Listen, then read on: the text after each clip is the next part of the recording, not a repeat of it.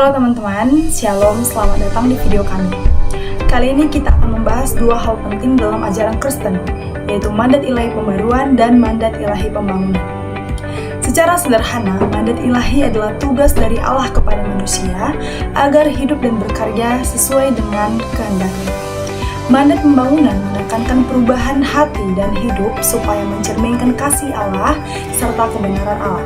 Sedangkan mandat pembangunan berbicara tentang tanggung jawab manusia untuk mengelola dan membangun dunia ini dengan bijak. Nah, dalam video ini kami akan membagikan hasil wawancara bersama dua narasumber, yaitu seorang pendeta dan seorang tokoh masyarakat yang memberikan pandangan mereka tentang makna dari kedua mandat ini. Oleh karena itu, simak bersama dan temukan bagaimana keduanya saling melengkapi dalam kehidupan kita sehari-hari. Baik, saya Adrian Subakti. Di sini saya akan menjelaskan hasil wawancara kami kepada Bapak Pendeta Hot Sitanggang yang pertanyaan pertama saya sampaikan langsung, yaitu yang pertama, menurut pandangan Bapak, apa arti dari pembaruan hidup? Nah, arti pembaruan hidup yang disampaikan oleh Bapak tersebut yaitu hidup baru atau lahir baru, meninggalkan kebiasaan lama dan juga takut akan Tuhan. Nah, yang dimaksud dalam hidup baru yang dikatakan Bapak tersebut dalam konteks iman Kristen adalah perubahan total dalam diri seseorang yang setelah menerima Yesus Kristus sebagai Tuhan atau Juru Selamat. Proses ini bukan hanya sekedar perubahan perilaku, tetapi juga perubahan hati dan cara berpikir. Meninggalkan kebiasaan buruk berarti seseorang tidak lagi hidup dalam dosa, melainkan berusaha hidup dengan kehendak Tuhan. Nah, takut akan Tuhan juga bukan berarti takut secara negatif, melainkan rasa hormat, tunduk, dan ketaatan penuh terhadap kehendak Tuhan dalam setiap aspek kehidupan sehari-hari. Pembaruan hidup ini menjadikan seseorang menunjukkan buah-buah roh seperti kasih, sukacita, damai sejahtera, kesabaran, dan penguasaan diri. Seperti yang dikutip dari ayat Alkitab Galatia 5:22 ayat 23. Nah, analisis dari jawaban Bapak itu terhadap pandangan saya sendiri dapat dipahami ialah pembaruan hidup adalah proses spiritual yang terjadi ketika seseorang mengalami kelahiran baru secara rohani. Artinya hidup lama yang penuh dosa digantikan dengan kehidupan yang berkenan kepada Tuhan. Hal ini sejalan dengan ajaran Alkitab dalam 2 Korintus 5 ayat 17 yang mengatakan, "Jadi siapa yang ada di dalam Kristus, ia adalah ciptaan baru. Yang lama sudah berlalu, sesungguhnya yang baru sudah datang." Analisisnya, pembaruan hidup bukan hanya perubahan luar seperti perilaku, tetapi terutama perubahan batiniah yang menghasilkan ketaatan dan kesabaran hidup di hadapan Tuhan setiap hari. Nah, pertanyaan kedua yang saya sampaikan untuk Bapak itu ialah pengalaman. Saya menanyakan pengalaman Bapak sebagai pendeta, bagaimana peran gereja membantu jemaat supaya hidup mereka bisa mengalami pembaruan, baik dari hal rohani maupun sikap hidupnya. Nah, jawaban dari Bapak pendeta tersebut ya sangat singkat, tapi saya mengutip saya menganalisis yang pentingnya saja. Menurutnya cara gereja membantu jemaat supaya hidup mereka bisa mengalami pembaruan yang dengan mengadakan kebaktian pada setiap jemaat yang beribadah, baik itu komsel, ibadah youth maupun ibadah rumah-rumah. Nah, ketiga jenis ibadah ini berbeda-beda jemaatnya tergantung umurnya. Seperti misal komsel itu mungkin sekolah minggu, kalau youth itu untuk anak remaja. Nah, ibadah rumah ke rumah untuk orang dewasa. Tapi kalau ibadah rumah ke rumah boleh didatangi juga oleh anak sekolah minggu dan juga anak youth atau remaja. Melalui penjelasan tambahannya, melalui berbagai bentuk kebaktian seperti komsel, ibadah youth, dan ibadah ke rumah, gereja berperan aktif dalam menumbuhkan iman jemaat. Komsel menjadi wadah bagi jemaat untuk saling meneguhkan dan belajar firman Tuhan secara lebih pribadi. Ibadah youth memfokuskan pembinaan rohani anak muda agar mereka hidup sesuai nilai-nilai kekristenan di tengah tantangan zaman. Sedangkan ibadah rumah, nilai kekristenan di tengah tantangan zaman, membantu gereja menjangkau jemaat yang mungkin jarang hadir di gereja, sekaligus mempererat hubungan kekeluargaan. Semua kegiatan ini menjadi sarana pembinaan iman dan pertumbuhan karakter Kristiani, sehingga jemaat mengalami pembaruan hidup yang nyata. Nah, analisis saya terhadap jawaban Bapak itu ialah jawaban Bapak itu menegaskan bahwa gereja bukan hanya berfungsi sebagai tempat ibadah formal, tetapi juga sebagai komunitas pembinaan rohani yang aktif. Pembaruan hidup tidak terjadi secara instan, melainkan melalui proses bimbingan, persekutuan, dan pendalaman firman Tuhan yang terus-menerus. Kegiatan gereja seperti kebaktian komsel atau youth berperan penting terhadap menolong jemaat memahami firman Tuhan secara praktis dan mengaplikasikannya dalam kehidupan sehari-hari. Dengan demikian, peran gereja menjadi sangat penting dalam menjaga pertumbuhan iman jemaat dan memastikan pembaruan hidup tidak hanya menjadi teori tetapi benar-benar terwujud dalam tindakan dan sikap hidup sehari-hari. Demikian penjelasan dari saya lanjutkan kepada teman saya berikutnya. Terima kasih. Halo teman-teman, perkenalkan, nama saya Angelina Cerstiani Brutu. Saya dari kelompok 6. Di sini, saya akan menjelaskan sedikit tentang hasil dari mini riset kami atau wawancara yang kami lakukan di GSRI Sukarende, di mana dalam wawancara tersebut atau menanyakan 2 pertanyaan kepada pendeta.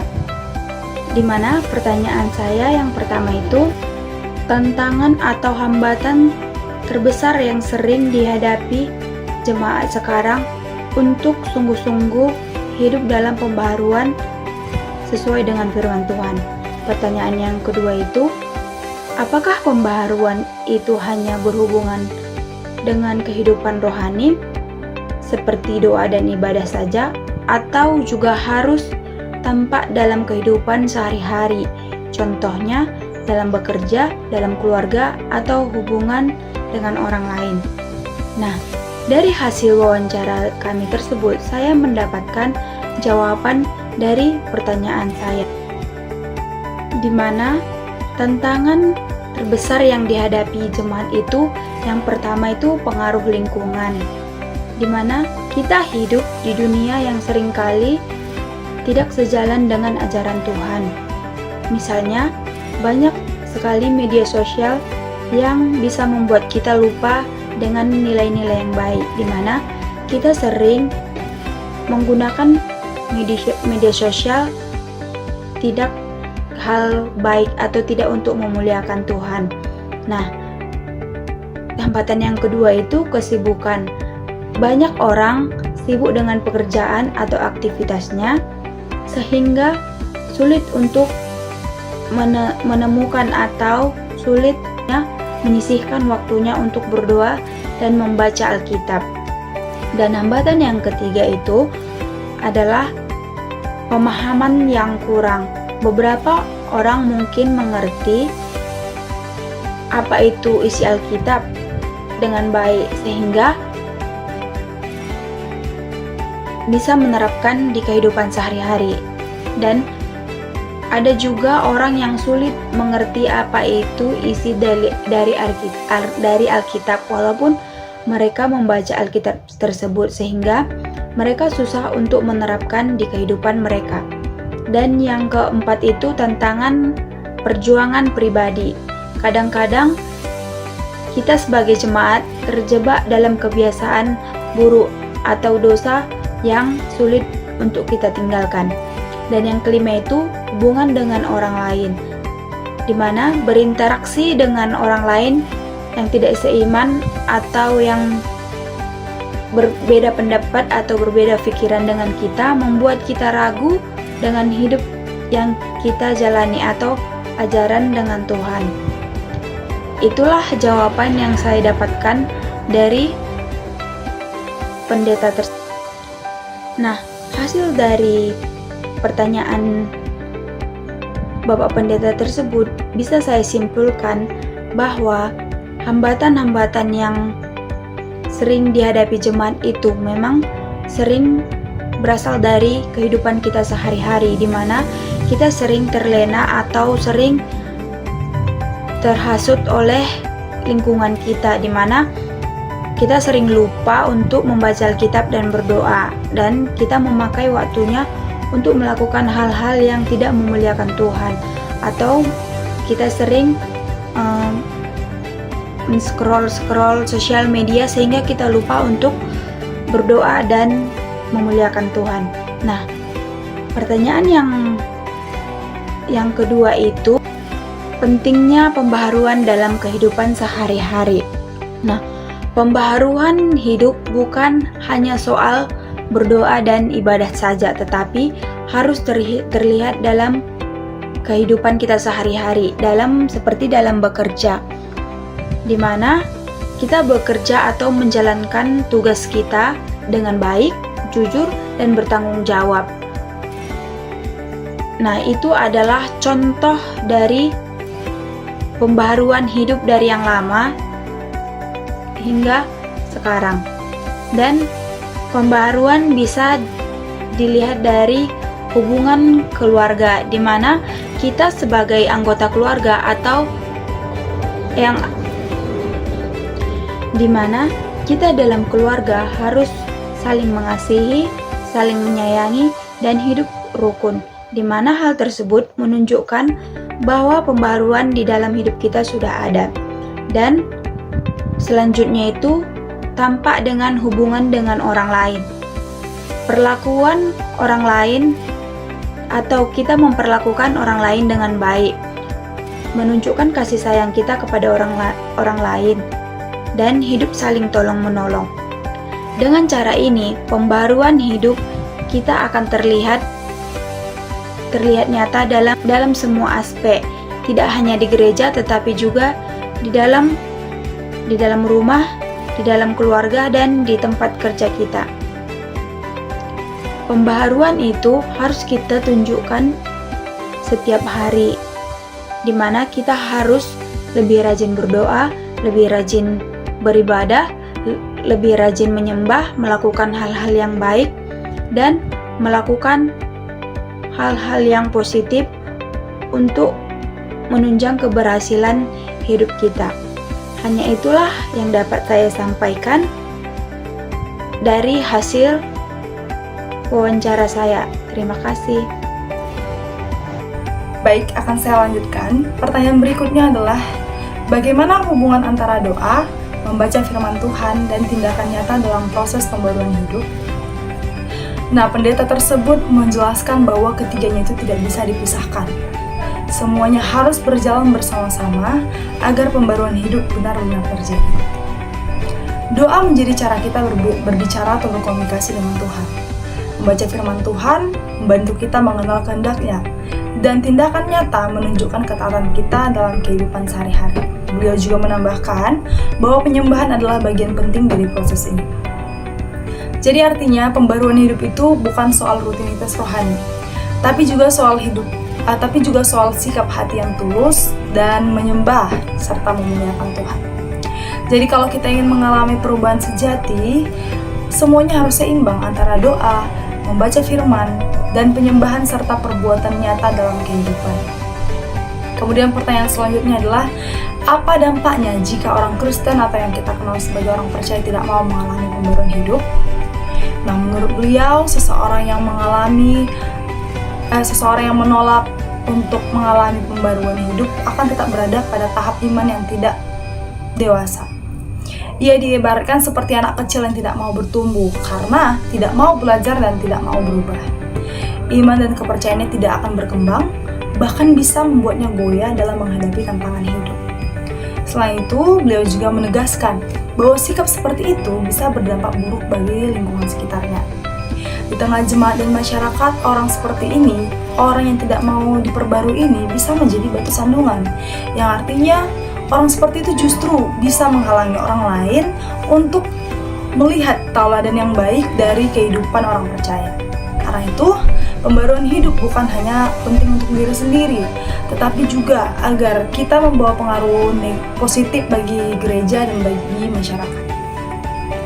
Nah, jadi dari penjelasan pendeta tersebut kita bisa belajar bahwa pembaruan hidup adalah proses yang melibatkan seluruh aspek kehidupan rohani kita, mulai dari berdoa, membaca firman Tuhan dan penyembahan, serta tindakan nyata dalam kehidupan sehari-hari seperti yang sudah dijelaskan tadi. Semuanya itu harus berjalan dengan seimbang agar iman kita terus bertumbuh dan mencerminkan karakter Kristus. Tanpa pembaruan, iman kita akan berhenti berkembang dan bahkan bisa menjadi batu sandungan bagi orang lain. Karena itu pembaruan hidup bukan hanya kewajiban, tetapi juga tanda kasih kita kepada Tuhan bahwa kita mau terus dibentuk dan diperbarui oleh-Nya. Melalui pembaruan, kita bukan hanya berubah untuk diri sendiri, tetapi juga menjadi berkat dan teladan bagi sesama di lingkungan gereja maupun di masyarakat. Pada saat kami melakukan mini riset, kami mewawancarai salah seorang masyarakat yang bekerja sebagai pedagang dan juga ibu rumah tangga. Kami ingin mengetahui bagaimana pandangan masyarakat atau pemikiran mereka mengenai apa arti bekerja dan berusaha dalam kehidupan sehari-hari. Apakah hanya sekedar untuk mencari uang atau ada makna lain yang lebih mendalam? Untuk mengetahui bagaimana pandangan mereka, maka kami mengemukakan sebuah pertanyaan. Pertanyaannya seperti ini. Menurut Bapak Ibu sendiri, apa arti bekerja atau berusaha dalam kehidupan sehari-hari? Apakah hanya untuk mencari uang atau ada makna lain yang lebih dalam? Lalu beliau menjawab seperti ini. Menurut saya, bekerja atau berusaha bukan hanya untuk mencari uang, tetapi ada makna yang lain. Karena saya sendiri sebagai rumah tangga memiliki anak, dan saya bekerja untuk menyekolahkan mereka supaya mereka menjadi anak yang membawa perubahan bagi daerah kami. Kalau kita simpulkan dari jawaban narasumber kami, dia mengatakan bahwa bekerja atau berusaha itu tidak hanya sekedar untuk mencari uang, tetapi ada tujuan yang lain, ada makna lain yang lebih mendalam, yaitu untuk memenuhi kebutuhan rumah tangga mereka, terlebih-lebih kebutuhan pendidikan dan sekolah anak-anaknya. Karena mereka berpandangan bahwa pendidikan merupakan salah satu hal yang penting untuk dipenuhi kepada anak-anak mereka, sehingga kelak anak-anak mereka menjadi orang yang sukses, berhasil, dan tentunya bermanfaat, sehingga membawa perubahan buat kemajuan daerah mereka. Selain itu, kami juga ingin mengetahui bagaimana pandangan mereka. Apakah pekerjaan sehari-hari itu seperti bertani, berdagang, mengurus rumah tangga, atau pekerjaan lain bisa dianggap juga sebagai tanggung jawab kita kepada Tuhan? Dan apa alasannya? Untuk mendapatkan jawaban dari pertanyaan itu, kami mengemukakan sebuah pertanyaan seperti ini. Apakah Bapak Ibu merasa kalau pekerjaan sehari-hari, entah itu bertani, berdagang, mengurus rumah, atau pekerjaan apa saja, bisa dianggap juga sebagai tanggung jawab kepada Bapak Ibu berpikir demikian? Lalu narasumber kami menjawab seperti ini. Ya, karena kalau berkaitan dengan kebenaran firman Tuhan, karena di dalam Alkitab mengatakan bahwa ora et labora, bekerja sambil berdoa, dan supaya kita lebih bekerja dan lebih menghasilkan uang, sehingga uang itu bukan hanya untuk kita pergunakan untuk diri sendiri, melainkan dapat kita gunakan untuk membantu orang lain yang lebih membutuhkan. Kalau kita simpulkan dari jawaban narasumber kami, kita bisa melihat bahwa mereka berpendapat bahwa bekerja itu juga merupakan bagian dari tanggung jawab kita kepada Tuhan. Kenapa? Karena apa penghasilan yang kita dapat dari pekerjaan kita tersebut bukan kita gunakan hanya untuk diri kita sendiri, tapi bisa juga digunakan untuk orang lain, saudara-saudara kita yang lebih membutuhkan. Karena bagaimanapun setiap pekerjaan yang kita miliki pada saat ini merupakan pemberian daripada Tuhan, dan kita bertanggung jawab untuk melaksanakannya dengan baik seturut dengan apa yang Tuhan kehendaki. Terima kasih. Halo semuanya, saya James Kiskili Brena Putra Setepu. Saya akan membaca pertanyaannya terlebih dahulu. Dengan tema kami ialah mandat ilahi pembangunan. Yang pertama itu ialah, menurut Ibu, cara sederhana apa yang bisa kita lakukan dalam keluarga atau lingkungan sekitar supaya kehidupan kita menjadi lebih baik dan maju? Menurut beliau, cara sederhananya ialah hanya satu, yaitu jangan malas. Dalam artian ini, ibu ini menjelaskan jangan malas melakukan suatu pekerjaan kita, walaupun pekerjaan tersebut pekerjaan yang kecil. Menurut beliau kuncinya ialah jangan malas. Sama seperti dalam rumah tangga, kita selagi bisa melakukan kegiatan atau pekerjaan dalam rumah tangga seperti misalnya mencuci, mengurus keluarga seperti itu, jika ada pekerjaan lain yang masih bisa kita lakukan atau kerjakan, kita lakukanlah. Karena menurut beliau, rajin tersebut ialah yang akan mendatangkan kecukupan bagi keluarga kita. Lalu yang kedua ialah, dalam pandangan ibu, apakah pembangunan itu hanya menjadi urusan pemerintah saja, atau justru kita sebagai warga biasa juga punya tanggung jawab untuk ikut membangun? Bisa dijelaskan menurut pandangan ibu? Menurut pandangan beliau, warga juga bisa ikut serta dalam membangun. Karena jika kita ikut melakukan dan ikut dalam partisipasi membangun tersebut, kita juga melakukan pelayanan terhadap mereka, karena kita akan sama-sama menikmati fasilitas tersebut. Jadi walaupun ada pekerjaan kecil yang dapat kita lakukan untuk pembangunan tersebut, kita bisa ikut serta dalam pembangunan tersebut.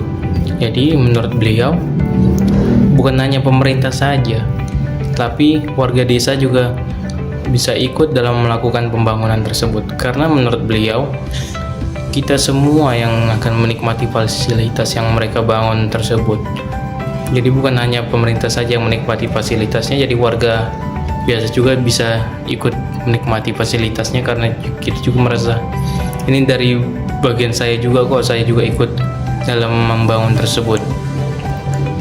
Lalu analisis saya yang pertama itu ialah, ibu ini menurut saya adalah orang yang sangat rajin dalam melakukan aktivitas. Jadi beliau sepertinya jika apapun ada pekerjaan yang bisa beliau lakukan, beliau juga kerjakan seperti itu. Saya rasa sebagian warga desa di tempat kami wawancari juga sering melakukan aktivitas itu. Mereka juga sering melakukan aktivitas karena mereka seperti tidak malas itu. Ini seperti pekerjaan saya bisa melakukannya, jadi saya akan terus lakukan. Saya mau melakukannya agar keluarga saya juga tercukupi. Saya ingin keluarga saya lebih baik.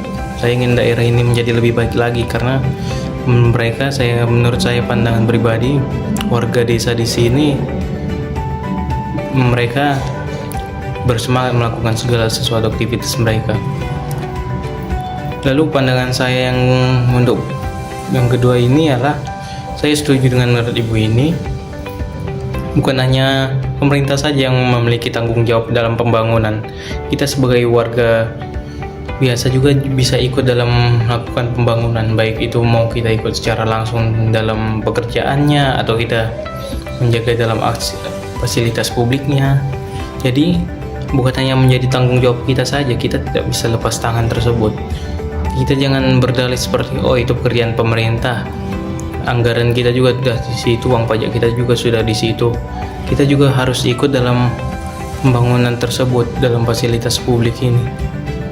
Kita bisa ikut dalam kegiatan kecil. Mungkin jika kita memberikan pelayanan kepada para pekerja-pekerja yang diberikan kontraktor dalam pemerintah tersebut, kita dapat melayani pekerjaannya.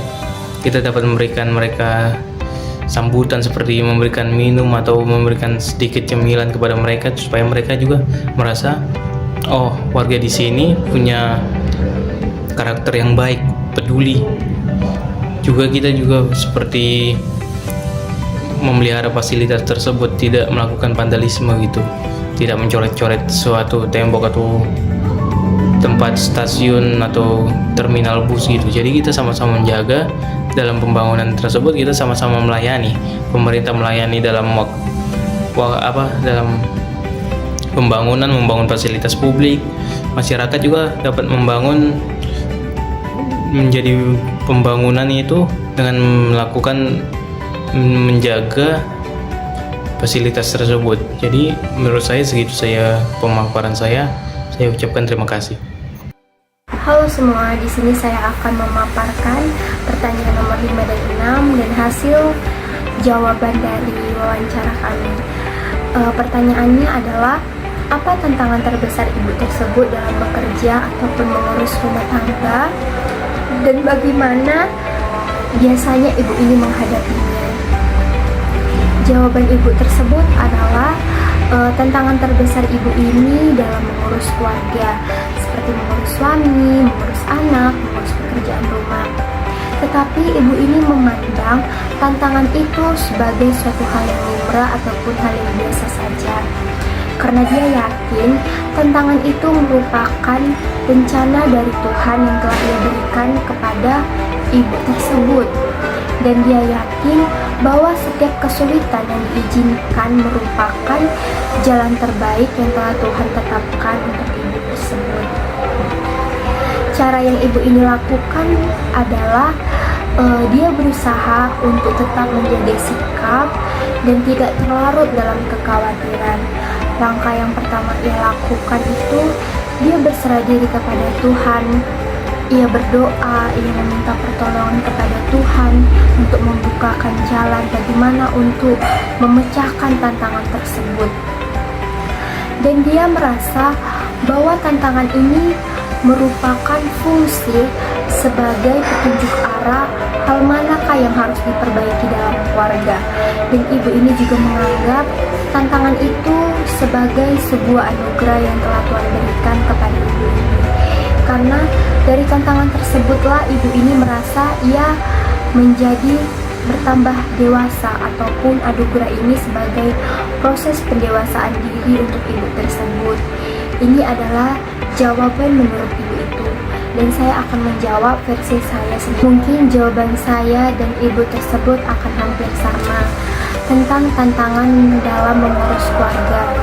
Tentunya setiap individu pasti pernah mengalami tantangan dalam mengurus keluarga.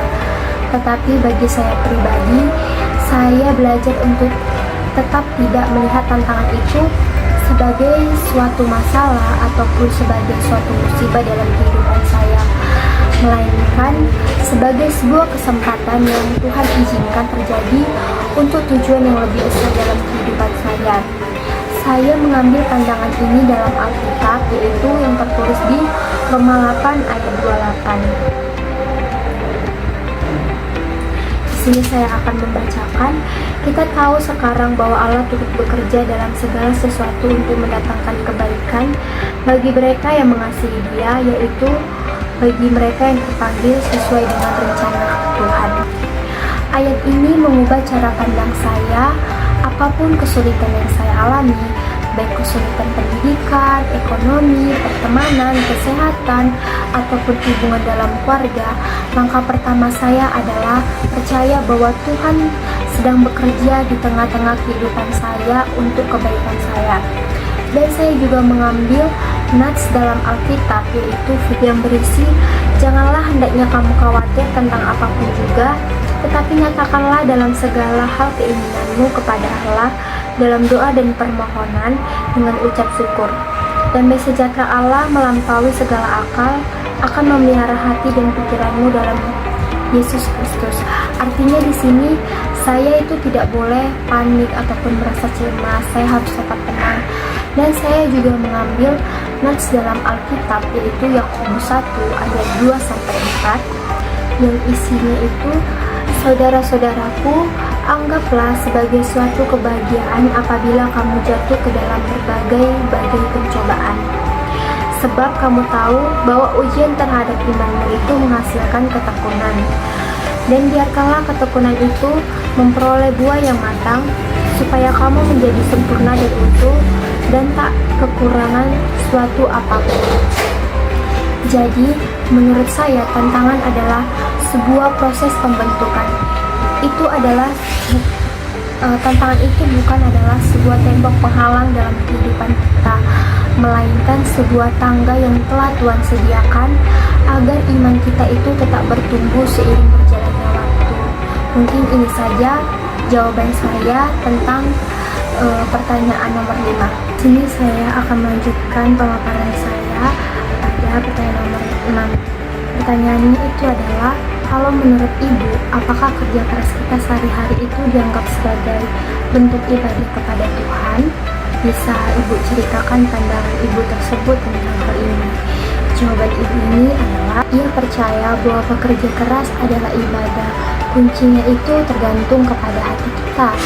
Dia melihat bahwa pekerjaan bukan sebagai suatu hal yang beban, melainkan sebagai kewajiban dan kepercayaan yang telah Tuhan berikan kepada ibu ini. Oleh karena itu, dia berusaha menjalaninya dengan sukacita dan rasa syukur, tidak peduli dengan situasi yang sedang terjadi. Sikap hatinya yang telah bersyukur inilah yang mengubah pekerjaan bisa menjadi sebuah ibadah. Ini saja jawaban dari ibu yang sudah kami wawancarai. Nah, selanjutnya saya akan memaparkan jawaban versi saya. Menurut saya, bekerja keras bukan hanya sebagai kewajiban yang harus dijalani dengan sukacita, tetapi sebagai kesempatan untuk berkorban ataupun melayani. Ibadah yang sejati seringkali membutuhkan pengorbanan, baik pengorbanan waktu, tenaga, ataupun pikiran.